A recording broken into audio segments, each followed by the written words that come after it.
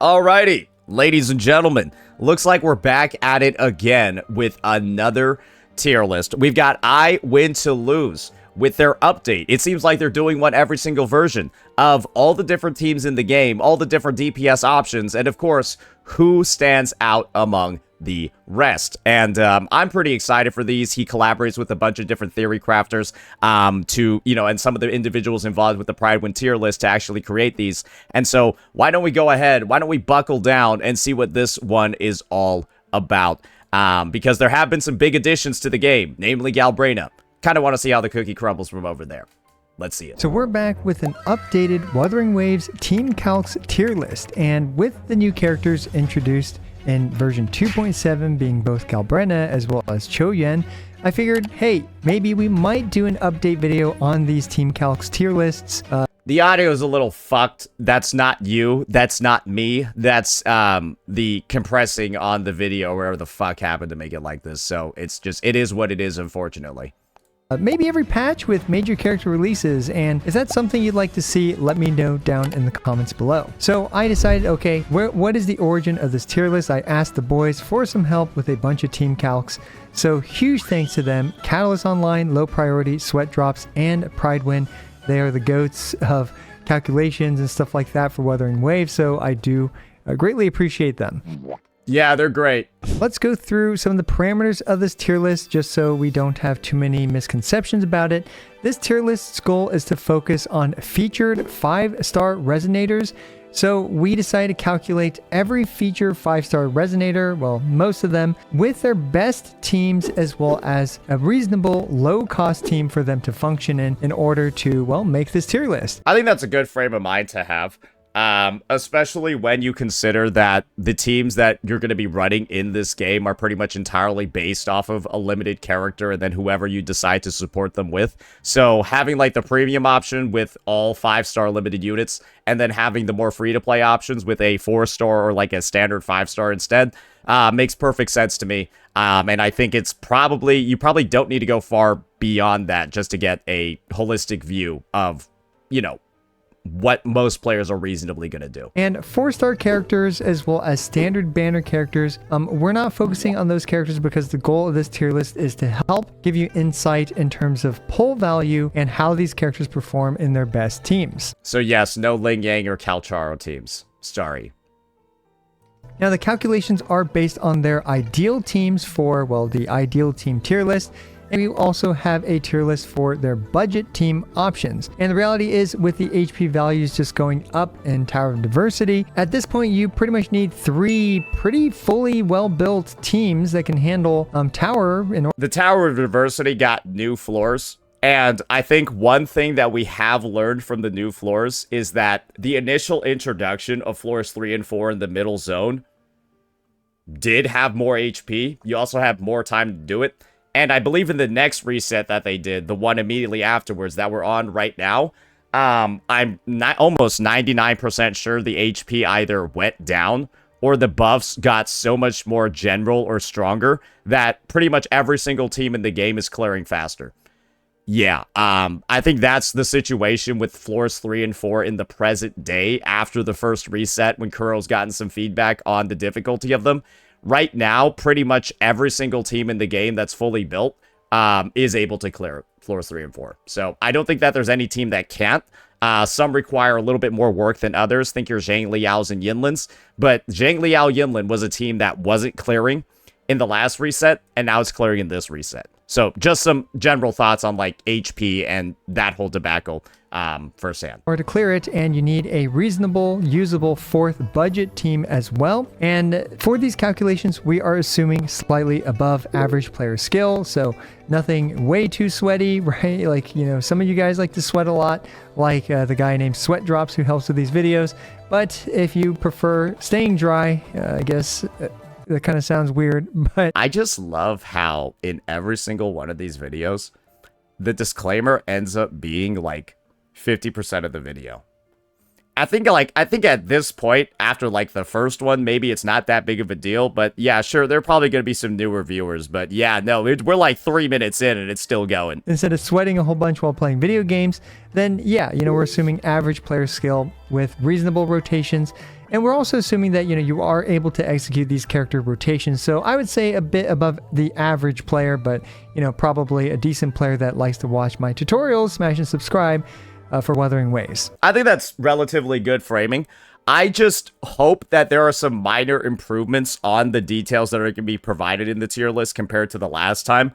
I think that this actually looks like the list that they had before, and one of the things that I wish that they had listed out was how long these rotations are actually taking, just so that it's a lot easier to compare, because some rotations in the game deal more damage per rotation, but that comes at the cost of, the rotation being a lot longer because the characters require like more setup, so on and so forth. So that you could like calculate backwards based off the existing tier list how to get those numbers, but it's kind of just like a readability thing. Now the investment level for these characters is at Sequence 0, Refinement 1 weapons, and each 5-star is considered to be 1 cost. So for example, a character like Augusta with her signature weapon would be considered 2 costs, and we assessed pretty much most of the characters with their signature weapon in order to keep them at a normal baseline level.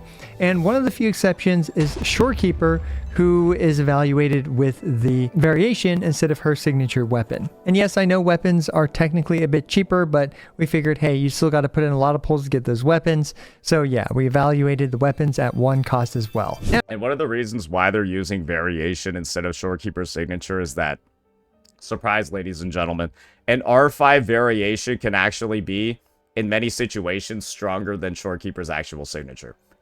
Yeah, that is the truth behind the matter. That is the truth behind the testing. An R5 variation essentially provides double the concerto that an R1 Shorekeeper weapon would provide as you're building up for your first rotation. And that can actually, the value of that faster rotation time can actually exceed the, I believe it's a 14% attack buff. The 14% attack buff that Shorekeeper's weapon actually provides. You'll notice that there are like speedrun websites for Wuthering Waves that actually show you the comps that people are using, and the fastest speedruns with Shorekeeper actually end up using an R5 variation over her signature. Yeah. I'm not even joking. Now, for some disclaimers, of course, these team calcs are not intended as an end-all be-all comparison, but simply one reference for team damage. Different teams excel in different situations, and just because one team is better than another team based on these calcs. Bro, we're like basically a third of the way through the video. Holy shit. This does not mean that team is always or actually better. There are certainly mistakes in the calcs and countless ways to optimize, but we did our best to provide some sort of basis of comparison. So please take everything with a giant grain of salt and, of course, use your best judgment. Okay. So this is where we left off in the previous video. We can see here that we have the 90 to 100% club, the 80 to 90% club, 70 to 80% club, 60 to 70% club, and less than 60% club. And this team on the left is for their best teams, where the costs are going to be higher than 3 costs. Most of these teams, they cost between 4 and 6 costs for their, like how many 5 stars are in a team. Now, the thing about this is that we're evaluating this in comparison to the highest DPS team in the game. So, for example, a character in this list will be at 100%, the top character, which is Cartethia Chicona, as well as with Rover Aero. This team has an 80,000 team DPS, and they are at the top, and they will be considered the 100% team. So a lot of people, they'll go ahead, they'll look at this team, and they'll say, oh my gosh, it's so cheap. And the reality of this is very simple. Aero Rover, with their weapon, is essentially a 2-cost unit in terms of their overall strength. They provide 26% aero damage amplification, and then they also double the amount of erosion stacks that are going to be available on a target. And so this whole, 4-cost thing that you see over here is naturally a little bit deceptive, I would say, because Rover Aero is, in all honesty, strength-wise, in this one particular team, they essentially are the value of a 2-cost unit. Just hopefully there's a alternative that's available for them in the future, because we're going to have a future version of Rover, right? The Electro, the Fusion, the whatever, all of those other versions of Rover, right, are probably going to be top tier as well. So you'll want a replacement for them if you want to use the other versions of Rover. Let's just hope one of them ends up coming out soon, because we're heading into 3.0, and that, you can guess what heading into 3.0 means. Probably a new version of Rover as well.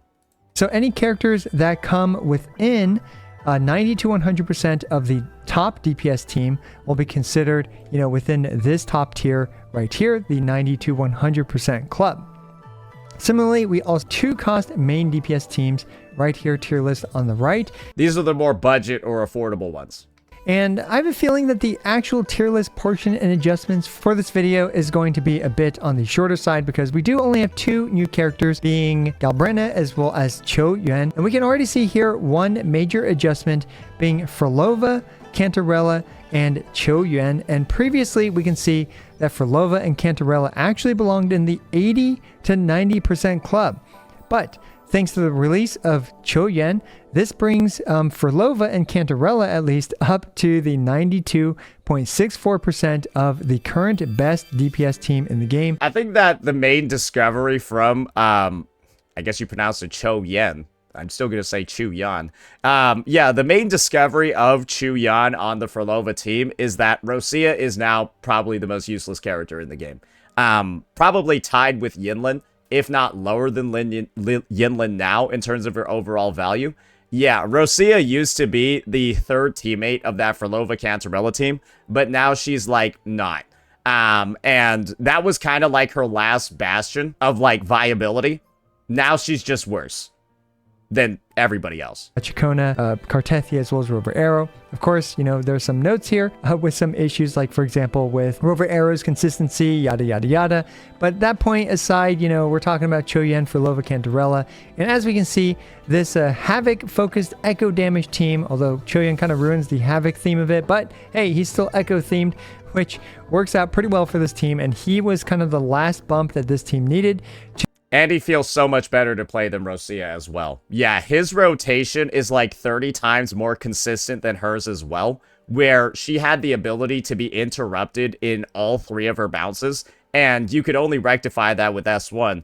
Chu Yan can also be interrupted as well, but he moves so much and is like so agile during his Forte enhanced heavy attacks that it's not really that much of a concern for him. So yeah, basically the lesson is, Rosia is straight up, like, one of the lowest value units you can possibly pull at the moment. And I cannot recommend her to anybody.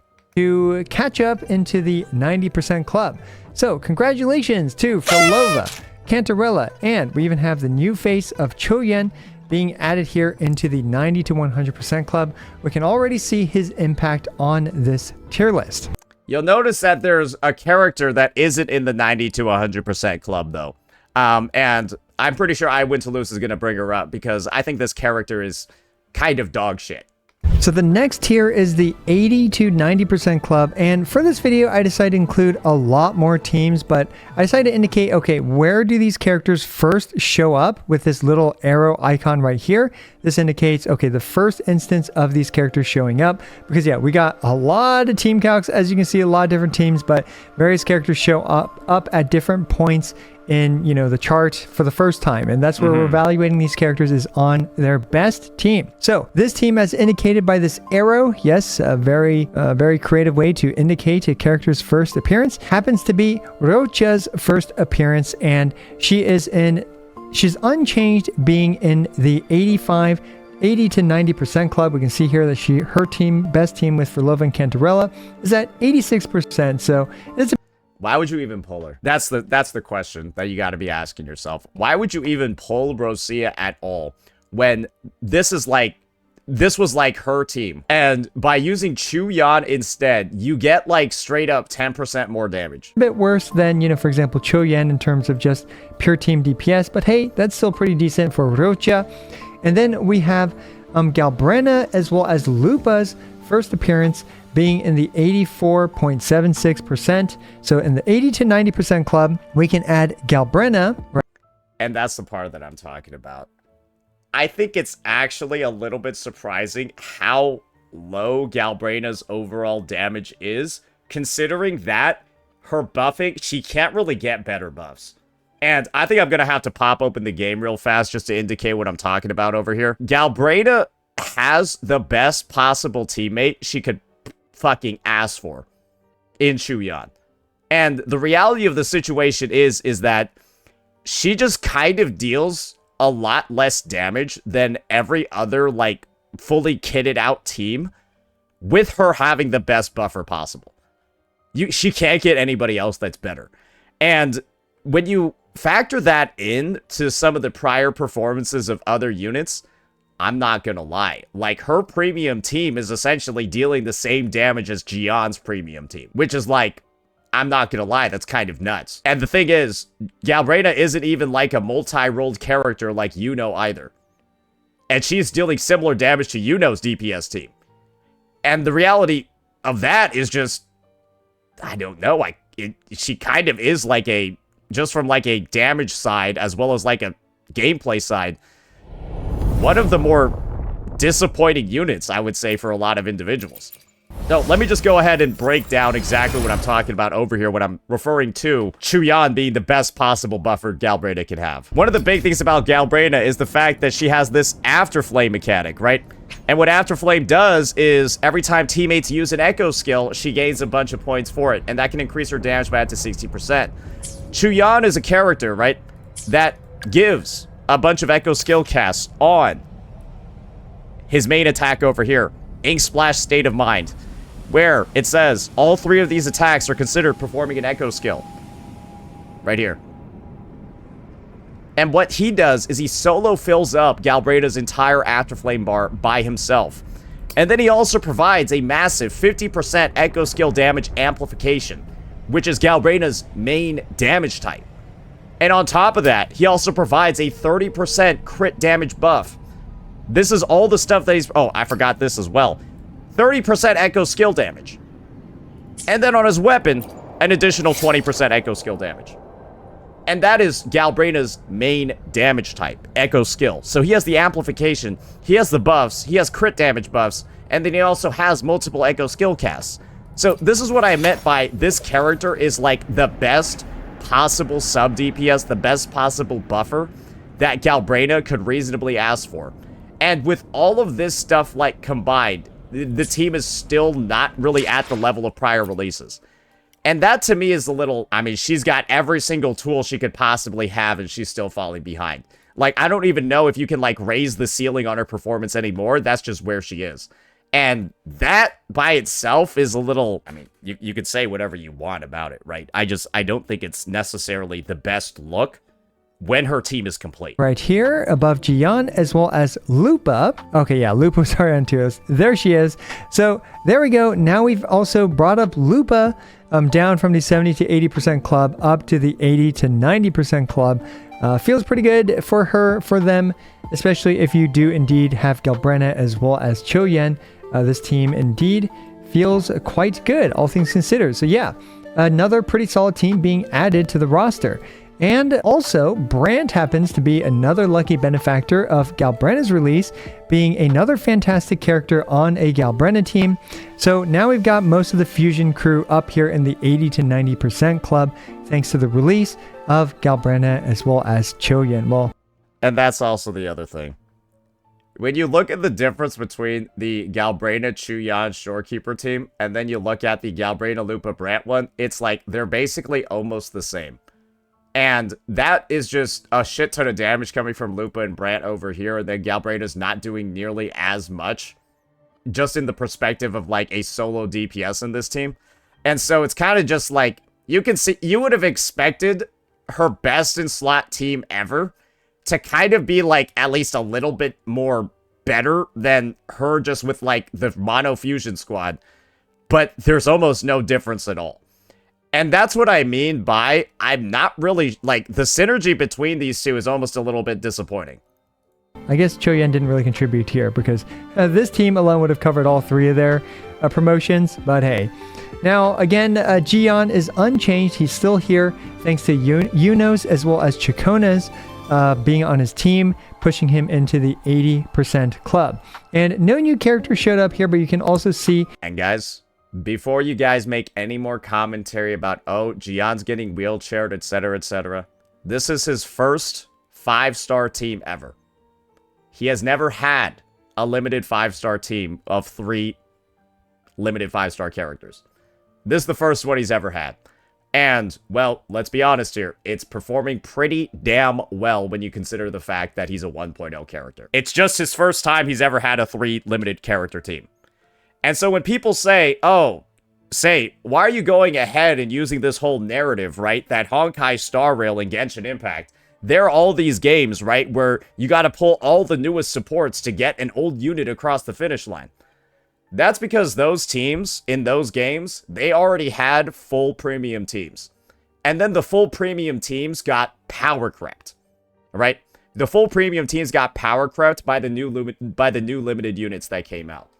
You can't make that argument for Gion in this team because this is the first time he's ever had a full limited team. And so, if there's a character that replaces Yuno and replaces Chacona and then makes his team way better after replacing one of these premium limited units, then we have a similar situation, right, to the whole Honkai Star Rail thing, the whole Genshin Impact thing on our hands. But when this is the first iteration of a full premium team for this unit, then we can't really make that argument anymore, right? It's an entirely different thing. And next, I do see somebody already saying, and again, this is why I mentioned the whole Aero Rover thing earlier, Cartithia's team is better with less cost. Retard. By that definition, every single team in the game can follow under that example. And that's why I said Aero Rover's strength is the same as a 2-cost unit. Because, yes, the best team in the game is a 4-cost, and it outperforms every other cost team in the game. That's what you're seeing over here. So if you're going to use that argument of, Cartithia, Chacona, Aero Rover's only a 4-cost, and it's better. You can say that for literally every team in the game. You can say you're wasting your pulls on Augusta and Yuno. You're wasting your pulls on Frolova Cantarella. You're wasting your pulls on Galbraith and Chuyan. You could say that and reiterate that argument for every team in the game. But for some reason, people only seem to say it for the Gion team. Guys, I understand that you don't own this character because you thought male sucked. And so you thought it was going to be better to pull Yinlin. I understand as well that you're upset that Yinlin is dog shit because you skipped Gion for her. But that's the reality of the situation. Yinlin is the worst character in the game. Some slightly lower cost alternative team structures in order to fulfill being in, a pretty solid 80 to 90% of the top DPS team in the game. Okay, so this list is getting a bit comically long here because, yeah, this time I decided to include every team calc that we did because, hey, we got to add some new stuff for the content, right? Where were we? We were at the 70 to 80% club, which constitutes of this group right here. And we can see a few characters appear for the first time, being Carlotta, Judge, as well as Shorekeeper, and they remain pretty much unchanged compared to last time. Not much else to say about them. I think the part that's really throwing me off over here is that, according to these calculations, Zani is the biggest piece of shit in the game. I'm just gonna be honest with you. Like, just looking at these calcs, Zani might be the worst unit in the game. Like, and it kind of makes sense when you factor in the average level of performance that people are getting out of her, right? We're not talking about the sweaty he mentioned it at the start, right? The sweaty quick swap compositions where, yes, Zani can actually be one of the strongest characters in the game if you do play her team like a job.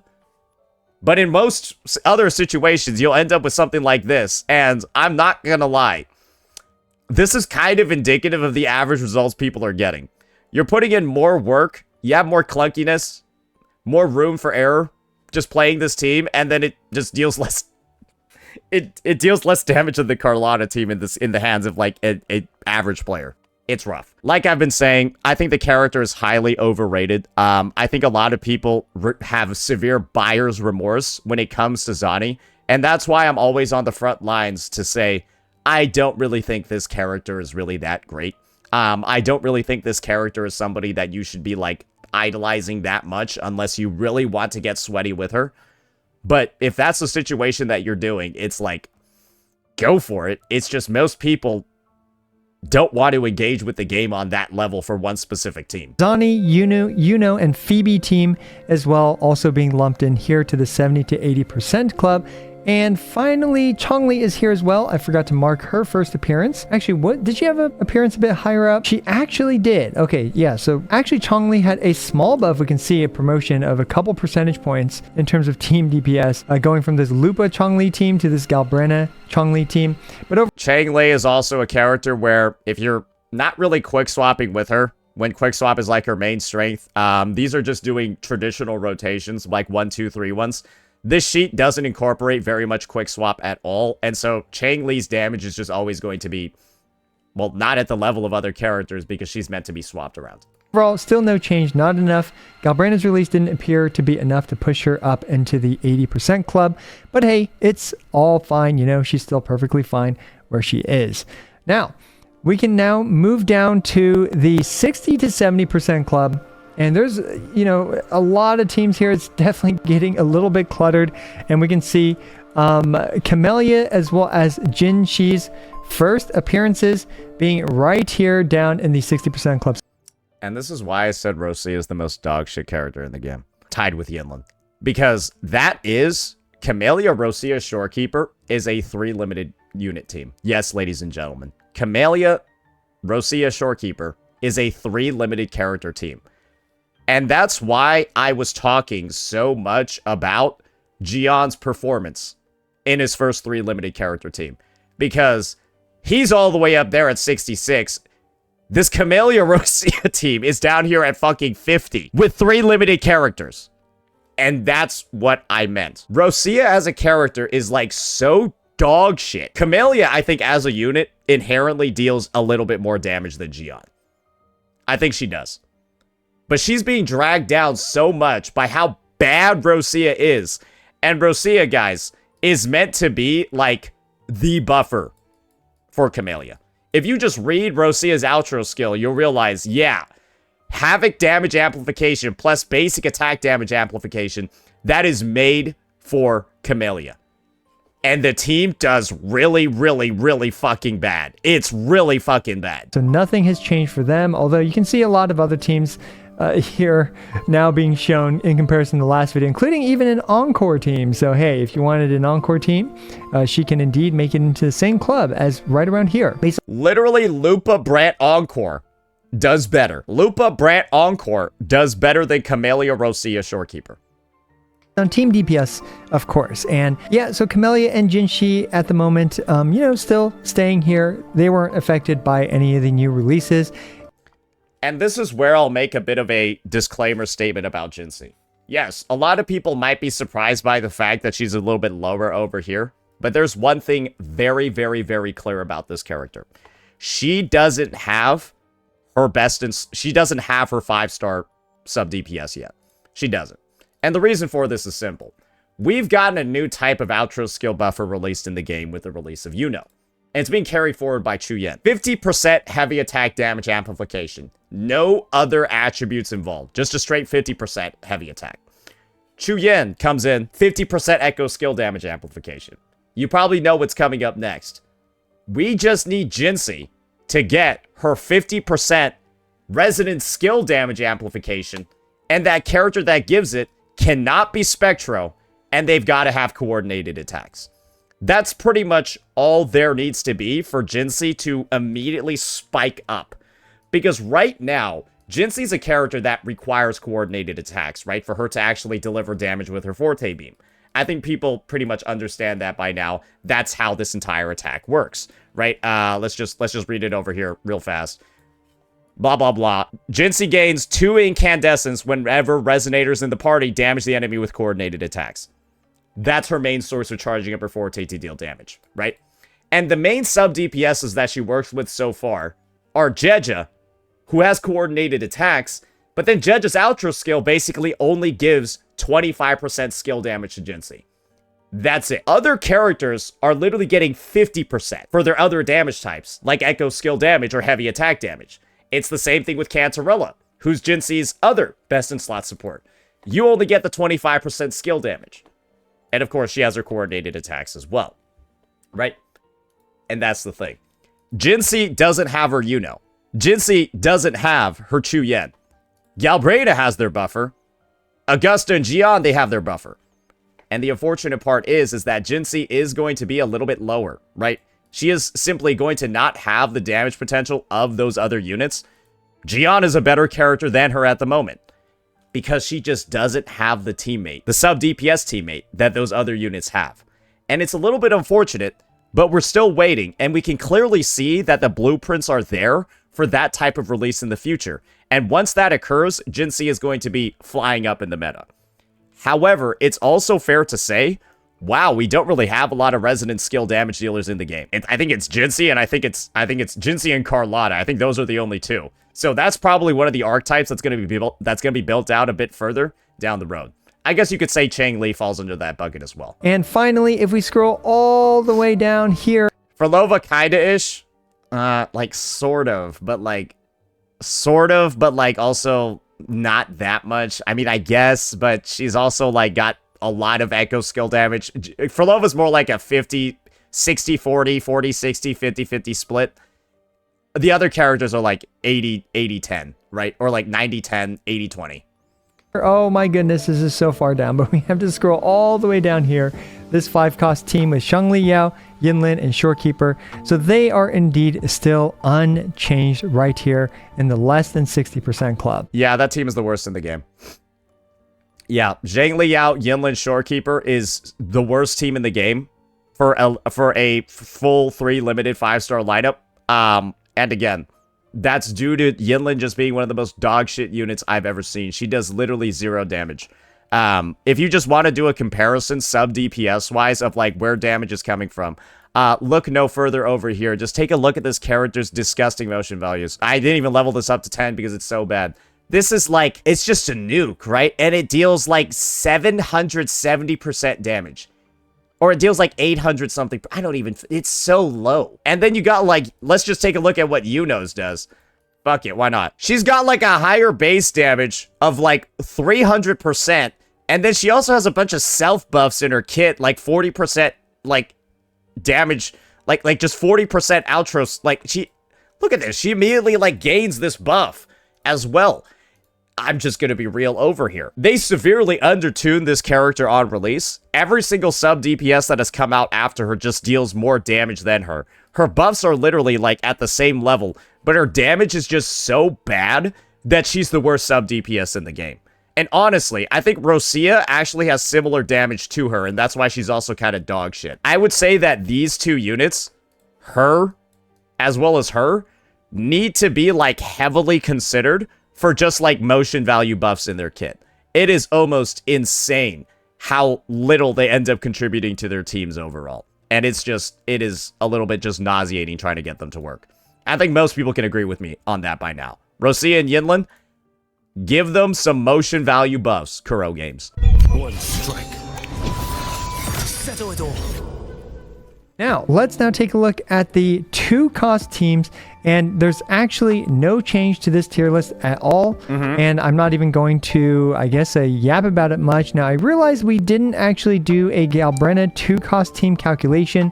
We probably should have in hindsight, but as a little bonus, I will also include the 3 costs. So let's take a look at what happens when we add 3 costs here. So yeah, might have to go back and ask them to do a Galbrenna calc as well as potentially a Choyuan calc, but we can see that once we increase it to a 3 cost, we can see Choyuan right here. 3 cost just means we're using Shorekeeper, and Choyuan actually here at 77% of the Augusta Mortefi Shorekeeper team, which honestly is okay, right? Like that's not the worst thing ever.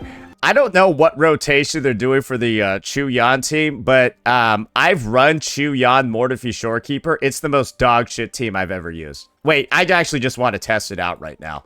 Wait, I don't even know what they're doing. Are they running him on like Law of Harp? They're surely running him on like Sierra Gale, right? Let me just test this out like real fast because I used this team and it was so fucking bad. Like it was not even close to clearing anything.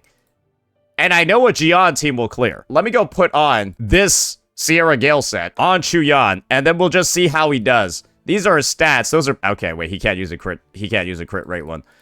I farmed a specific crit damage monkey for him. Don't worry, it's decent. I farmed a crit damage monkey for him. There we go. Those are his stats looking like that.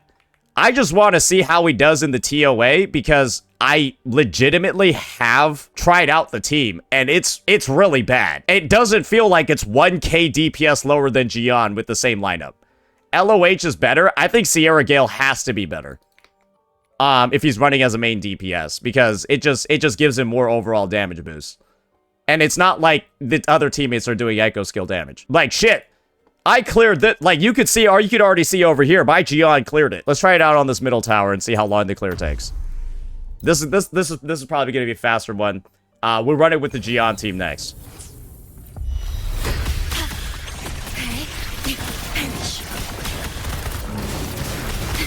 In war with time. Fury boils. Burn!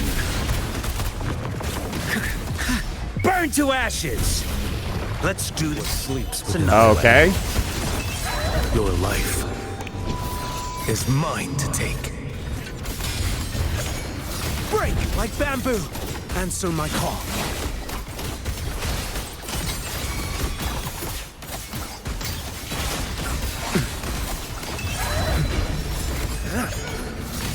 You know what? I think I know what the issue is. I'm not doing like that weird fucking combo that somebody was showing earlier. You like spam his heavy attacks to get that second forte faster. Let's try out that one. Leave me alone. Inferno! I engraft you new. Load. Fury boils. Feel my wrath. Surely it'll be fine here. Sleeps with this another way. Mandate calls. Judgment falls. Vanish. There we go. That's a little bit faster.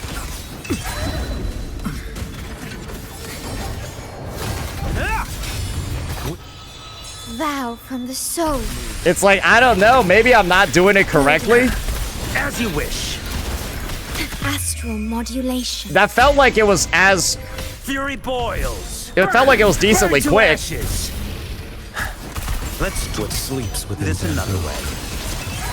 One strike. It is hard to fit in two into one outro skill, though. Did I mishear? Oh my god.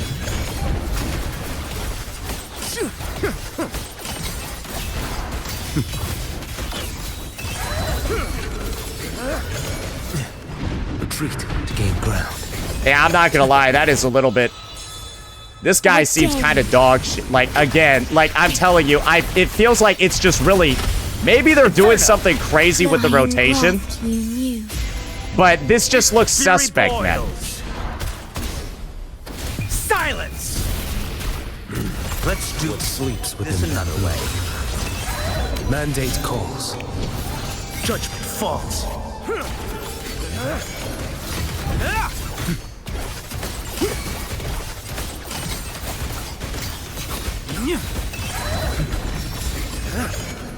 Break like bamboo. We almost got it, like we almost got it all there, but it's just... Look at the clear time. Burn. I'm fine. Loading war with Like, just look at the clear time. Fury boils. Like, as you wish. Clearly something different has to be going on, because whenever I use this team, it like actually feels like not good, man. Your life is mine to take.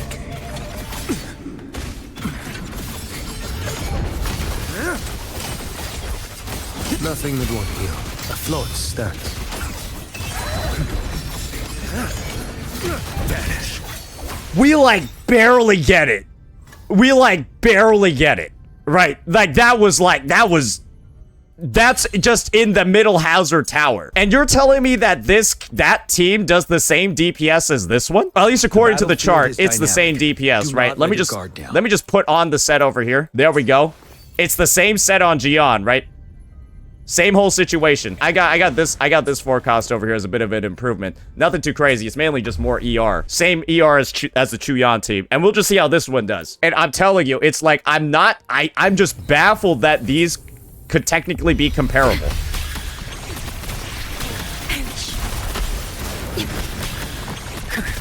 Inferno. I engraft you new. Fury boils. Feel my wrath. I'm on my edge. You're wide open. Unstop.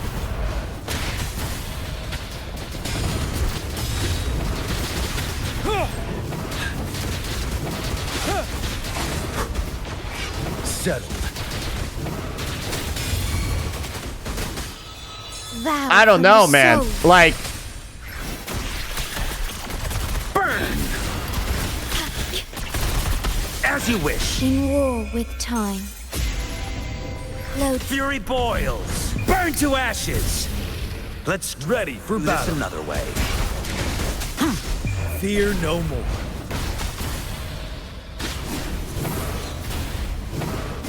and like, we're getting, so this is the thing, we're also getting fucked over by the fact that like Crownless is an absolute disease to fight with this character because of all the shit he does at like the start of his rotation. ordained. But like, I don't know, man. Safe distance. Oh advised. god, like, okay, I'm kind of getting cooked over here. Yeah, perish. Inferno. Where's all my energy? Load astral modulation. Fury boils. Silence. Let's. You're wide open. Do this another way. Unstop.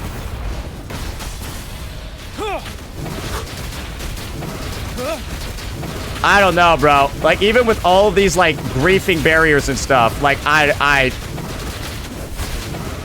nah, man, that's not even Thou close. from the soul. Nah, that's not even close, man. I think you guys can already see it's like, this is not even, like, a Though I competition. engraft you new. It's not even a competition. Fury Is this boils. Gion S1? Yeah, do you Burn see me to using ashes. multiple skills in a row? I'm ready for battle. Fear no more. Don't you worry. And Gion is like way more affected by like Crownless like dodging and stuff. Gion actually has wide AoE on his abilities.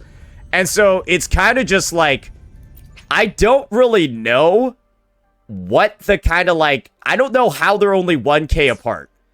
I feel like I need to see what rotation they're doing for it to even be close, because as far as I'm concerned, with that team of Shorekeeper Mortefi, Gion does like way fucking better, even with him not being able to hit the fucking boss, which is literally what happened with Crownless. We cleared 20 seconds faster. Obviously, there were some moments in both clears where I got like fucked over and stuff, but I can't think it's that much. Like, I can't think that there's too much going on. And some people are also saying, okay, isn't LOH the problem? Is it the fact that you use Sierra Gale? And this is what I have to say to you when it comes to that. So if you actually read what LOH does for half a second, you would understand why that isn't an argument. So let me just do a bit of a, we'll do a bit of a reading comprehension check for people, because that seems to be where we're failing. Casting an Echo skill grants 30% heavy attack damage bonus to the caster for 4 seconds. Additionally, every time you use an Echo skill, gains 16% Echo skill damage. So, none of Chuyon's abilities deal heavy attack and Echo skill damage. His abilities only deal one or the other. And so in this circumstance, the maximum damage buffs he's getting is 30% to heavy attack and then 16% to Echo skill. That's it. This is mainly a supportive set. It's actually not good for his overall damage. If you were to use something like Sierra Gale, on the other hand, you would get 40% arrow damage after using an intro skill. That 40% arrow damage applies to your heavy attacks as well as your Echo skill damage. So this gives a 40% to both damage types. This, for his personal damage, LOH, this gives him 30% to heavy and then 16% to Echo. That is less than 40% to both. And so, if you are begging me, because you can't do math properly, to use LOH on his DPS team, then he's just going to deal literally 10% less damage with his heavy attacks, and then fucking 26% less with his other attacks that deal Echo skill damage. That's it. What is better? Are you retarded? I just spent 5 minutes explaining, not even 5, I just spent like 30 seconds explaining it. Sierra Gale, if you're playing as DPS, is going to be outright better in every single circumstance. That's what it is. It's just better in every single circumstance. And so if you're still asking me to use LOH, I have something to say to you. Go back to school. graduate elementary school. Because that's all it takes to understand why this set is not better for him as a DPS. Just make it past the 5th fucking grade, bro. Please. You can kind of see what's going on over here. I'm just confused right now as to how these guys are only 1.1k DPS apart, right? That's kind of like the main point that I'm driving over here is I don't know how this number came about because I've tested out Chuyan DPS S0 so many times, and it is just like one of the worst teams I've played. It feels awful all of the time. And maybe they're doing something to fit in 2 Forte attacks in the duration of 1 Mortify outro. You already saw me trying to do it. It felt almost close to impossible, even with the heavy attack fast forward that we were doing. That's just kind of like, that's why I really want to see the rotation over here. I think that's the part that feels like it's just missing from this chart to me. Where's the rotation? I would really like to see it because God knows I'm not even getting anywhere close to this. Oh, I Win to Lose shows the rotation at 1756. Chuyan does have his signature weapon though, where his signature weapon does matter a bit more, especially for him as a main DPS, because of course, you know, when he's doing most of the damage, yeah, that's gonna... It's the same thing that I did. No, I literally did that. Matter more in terms of his personal damage output. But we no, can see that's literally what I did. Intro plus Echo, we did that. Basics 3 to 4 to fill up the Forte, we did that. Then Liberation, then the Forte Heavy Attack, then 2 Heavy Attacks into Basic 4s, and then the whole Basic Attack chain, and then another Heavy Attack. Here that I'm actually using. I want to see, does bro get it off before the Mortify outro skill falls off? Here what I'm doing is I'm basically using his Heavy Attack 1 okay. in order does he get it off before the attack in order to Mortify's outro runs out? Basic 4 and dash cancel that. And this is the fastest way I personally found in order he's to not making 200 out of his 600 he's not Forte making in order to start using his Forte enhanced base. It's already out. Yeah, so that's the fastest way you can do it, and it lasts for about 2 of the attacks. That's what I was able to get. And then by the 3rd attack, it's gone. To reach 200. Yeah, you can see the outro skill right here. In order to start using his Forte enhanced. Yeah, it's gone for the 3rd attack. So, like, this is the fastest way to do it, too. And it falls off during the middle of the 3rd attack. But I do want to see how much damage is he actually dealing. In order to reach 200 out of his 600 Forte in order to start using his Forte enhanced basics to fill up the rest of his Forte. Guys, that's a level 90 boss. Yeah, that's a level 90 boss. Anything's going to look strong against that shit. All I know is, I took that shit into the middle tower. That was not looking very good. So, I don't know. With that rotation, I don't know. I feel like I'm not even dealing anything close to Gion's damage. That's my take. I used that same exact one, and it did not feel even close to that good. That, to me, is, like, just a little bit strange, a little bit odd. Kind of throwing me off, but maybe there's something else going on. Maybe there's something else going on that I'll be enlightened to in the future. It's just, I don't see the vision right now for S0 main DPS Chuyan. And actually, we should probably set the baseline to this team instead. So, because, yeah, the best 2-cost team right here with Furlova. So, we got a main DPS Chuyan team, and we also have a 3-cost Galbrena team. If you do slot in Shorekeeper with Galbrena, she can indeed keep up with the 2-cost Furlova team. So, there is that to keep in mind. Yeah, might have to go back again and talk to them about doing Galbrena 2-cost as well as Chuyan 2-cost. Unfortunately, they are in the no 2-cost team calcs, but you can see their 3-cost alternatives with Shorekeeper on their team being reasonably competitive, all things. Like, what this is telling me is that Chuyan, Mortify, and Shorekeeper is better than Gian, Mortify, Verena. I don't even know about that one, bro. I'm gonna be honest with you, like, I feel like Mortify, Verena, Gian is actually better than Chuyan, Mortify, Shorekeeper. It seems like to me his S0 performance is being heavily overstated. Again, I think that there were a lot of sheets and calcs floating on for Chuyan pre-release of a bunch of people saying that he's a viable main DPS at S0. guys, I think in practice, nobody actually sees that vision. Again, maybe there's a key detail that I'm missing, but I've gotten nothing even close to that in actual practice. Considered to a 2-cost for Lova team, which is, well, the tippity top in terms of low 2-cost teams. Okay, so yeah, that about does it for this quick update to the tier list video. Obviously, since we're not evaluating each character for the first time like we did in the last video, this one is going to be quite a bit shorter. If you guys do like these kind of updated tier list videos, do let me know down in the comments below, because maybe I can make this a reoccurring series and we can keep up the team calcs and, you know, throw them all in to the batch every patch or so. If this is something you guys do like, be sure to like and subscribe, or just comment as well, because that helps YouTube know, that helps me know as well whether, you know, we should continue the series or not. I think it's a great series, but I do think having a little bit of more like a detailed view on things like the rotations, the echo sets being used, blah, blah, blah, that sort of stuff. And, you know, making it like rapid fire, right? Showing the rotation on the screen, maybe even just taking like your guide footage and then just like pacing over, okay, this is the rotation the team does. This is the rotation the team does. Here's the echo sets that are on everybody. Here's the DPS number that comes out, blah, blah, blah, like that sort of thing, right? Because I think right now there's a lot of questions that I feel like could be easily answered with some of that additional information provided. But unfortunately, it's like part of it is like, I do see like, you know, a somewhat, oh, this result sort of piques my interest, but it feels like I don't necessarily have the additional information required to make like a full conclusion on the numbers that I'm seeing. But that's just like me, right? But I feel like a lot of people, when they're looking at like this entire video, right, is like filled with like fucking Excel calculations and like Google Sheets and shit like that. I don't think having more detail when that's the premise of the video in the first place is anything that even takes away from it. I think the only people watching this are a bunch of fucking nerds, right? Let's just be real here. If you watch this video, you're kind of a fucking nerd. Like, it's just spreadsheets half the time.